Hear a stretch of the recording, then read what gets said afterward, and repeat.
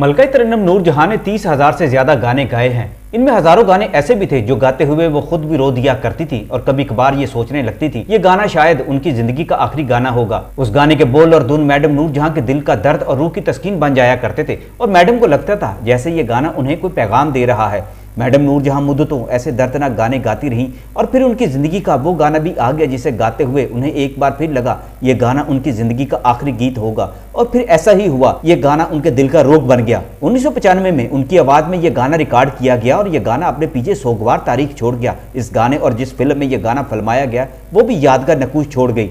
इस गाने के बाद मैडम नूरजहां ने किसी और फिल्म का गाना नहीं गाया क्योंकि इस गाने के दौरान ही उनके दिल का दर्द जाग उठा था। डॉक्टरों के मना करने के बावजूद वो ये गाना गाने पर मजबूर हो गई थी क्योंकि उन्होंने इस फिल्म के डायरेक्टर मसूद भट्ट और म्यूजिशियन ताफो से वादा कर लिया था कुछ भी हो जाए वो ये गाना गा कर रहेंगी। इस गाने की पिक्चराइजेशन साइमा और सुल्तान रही पर की गई थी। सुल्तान रही साइमा को छोड़कर जाते हैं तो फिल्मी मंजर में साइमा उभर कर सामने आती हैं। वो घोड़े पर बैठे हुए दूर जाते हुए सुल्तान रही को इस गाने की मदद से रोकना चाहती हैं।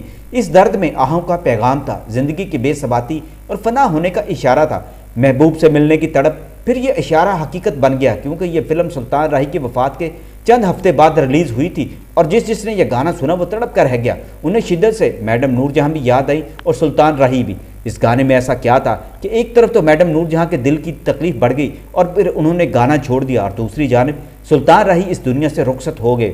इस फिल्म के रिलीज से चंद हफ्ते पहले ही उनका कत्ल हो गया था। ये गाना ही मनहूस निकला था जिसे सुल्तान रही खुद भी गुनगुनाया करते थे और साइमा के साथ बैठकर इस फिल्म के बारे में जब बात होती तो वो ये कहा करते थे ये गाना मुझे लगता है कोई पैगाम देता है और इस गाने के अंदर बहुत गहराई है। ये गाना वाकई मनहूस ही निकला शायद, जिसने पाकिस्तान की गायकी और फिल्मी दुनिया के एक सुल्तान और दूसरी मलका को छीन लिया था। और ये गाना आज भी ताज़ा है और रोजाना सुना जाता है। आप भी सुन लीजिए।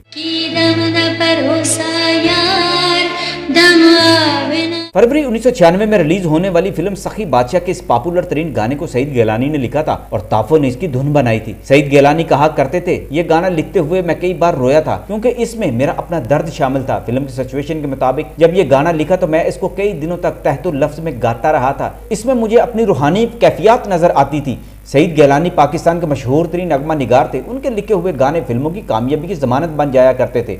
मैडम नूरजहां की तबीयत उन दिनों बहुत ख़राब थी। उन्हें दिल और गुर्दों का मसला हो चुका था। दिल का मर्ज तो उन्हें 89 से हो चुका था और डॉक्टरों ने 2 टोक कह दिया था कि अब आप ज़्यादा जोर वाले गाने ना गाएं।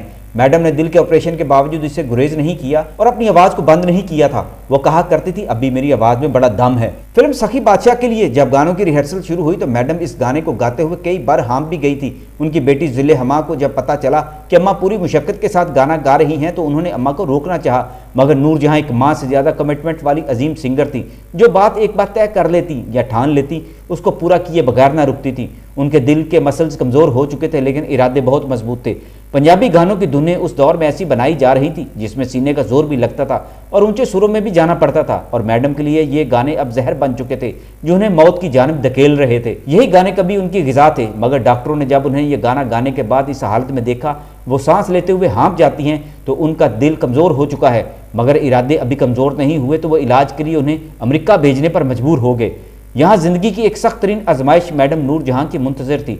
मैडम नूरजहां अमेरिका जाना चाहती थी इलाज के लिए, लेकिन वो बड़ी खुददार खातून थी। किसी से मदद मांगना उनकी शान के खिलाफ था। पाकिस्तान के मारूफ अदाकार, हदायतकार और मुसन्निफ नईम ताहिर ने इस पर लिखा था मैडम नूरजहां जब अमेरिका में इलाज के लिए गई तो उन्होंने अपनी गुलबर्ग वाली कोठी बेच दी थी। लिबर्टी लाहौर के गोल चक्कर के पास उनकी कोठी थी जहां अब कमर्शियल प्लाजा बन चुका है और इस सड़क का नाम मैडम नूरजहां के नाम पर रख दिया गया है। दरअसल मैडम नूरजहां ने यह कोठी अपने अमेरिका में इलाज के लिए पैसों का मुनासिब बंदोबस्त करने के लिए बेची थी। मैडम नूरजहां कहा करती थी कि सखी बादशाह का गाना गाने के बाद उन्हें अब जिंदगी पर कोई एतबार नहीं रहा क्योंकि इस गाने ने उन्हें एक पैगाम दे दिया था। एक दिन जब नईम ताहिर अमेरिकन अस्पताल में मैडम नूरजहां के बुलावे पर पहुंचे तो मैडम ने उनका हाथ पकड़कर इस गाने के बोल दोहराए और वादा लिया भैया मैं मर जाऊं तो मेरी दास्तान आप लिखना क्योंकि आपसे ज्यादा मुझे कोई नहीं जानता। नईम ताहिर ने इस पर लिखा है कि मैडम नूरजहां बड़ी कमिटेड खातून थी। एक बार मैंने दुबई में एक तकरीब के लिए मैडम नूरजहां को बुलवाना चाहा और उन्हें कहा कि उनके बगैर ये महफिल सज नहीं सकेगी तो मैडम ने दुबई जाने की तैयारी कर ली। उसी रात मैडम की बेटी जिले हमा का फ़ोन आ गया और कहा यह बड़ा जुल्म होगा अगर अम्मा की हालत ऐसी है उन्हें भेजा गया तो खुदा न खास्ता उनकी मौत हो जाएगी अगर वो उन्होंने गाना गाया तो। डॉक्टरों ने वार्निंग दे दी है लेकिन वो कहती हैं कि मेरे भाई ने मुझे याद किया है तो मैं वहाँ जाऊँगी। नईम ताहिर ने इस पर मालूमात हासिल की तो पता चला मैडम नूरजहां वाकई इस कदर शदीद बीमार हो चुकी हैं कि उनका इलाज अब पाकिस्तान में होना नामुमकिन है। मैडम किसी को अपने इलाज के लिए कहती भी नहीं थी, न मदद मांगने पर तैयार थी। लिहाजा उन्होंने अपनी कोठी बेचकर अपना इलाज अमेरिका से करवाया था, लेकिन उस वक्त तक बहुत देर हो चुकी थी। 76 साल की उम्र में मैडम नूरजहां को हार्ट अटैक हुआ और सन 2000 में वो कराची में अपने खालिक हकीकी से जा मिली और उन्हें कराची में ही दफन किया गया।